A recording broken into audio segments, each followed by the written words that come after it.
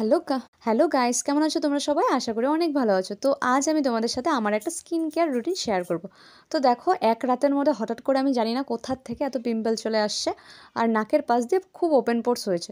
তো তার জন্য আমি একটা মুলতানি মাটি আর রোজ ওয়াটারের পেস্ট বানিয়ে নিয়েছি। আর তোমার এই পেস্টটা দেখে মনে হচ্ছে কারণ অনেকটা কমই হয়েছে, আমি জানি না হঠাৎ করে বানিয়েছি, অন্যবার দেখি বেশি হয়, আজ আবার দেখি কম হয়েছে।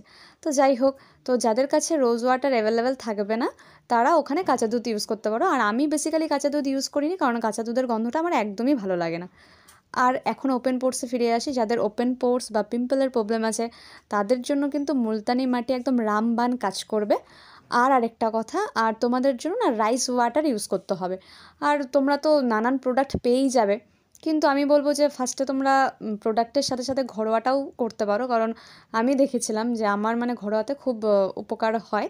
কিন্তু কি বলো তো, সাথে সাথে তো পাবে না, মানে চুম্বকের মতো কাজ করবে না।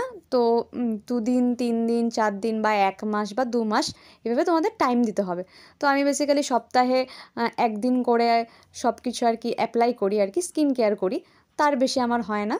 তো চলো, ঠান্ডাতে জানি না, এখন তো মোটামুটি ঠান্ডা পড়েছে, আর জানি না পরে কতটা আমি করতে পারবো। তো এখন দেখো, আমি মুখটা ধুয়ে এসেছি, সাথে আমার ড্রেসটাও চেঞ্জ করে নিয়েছি। আর এখানে আমার কাছে একটা গ্রিন টি টোনার ছিল, তো আমি এই টোনারটাই লাগিয়ে নিয়েছি।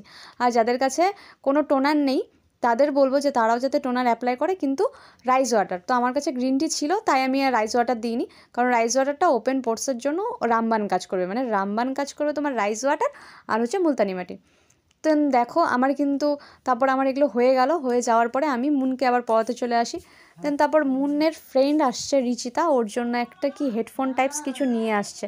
আর দেখো, এই যে ওদের দেখো কানগুলো আবার এমন করে একটা কি একটা টিপছে, কানগুলো উঠে যাচ্ছে, মানে কত কিছু বের হয়েছে না।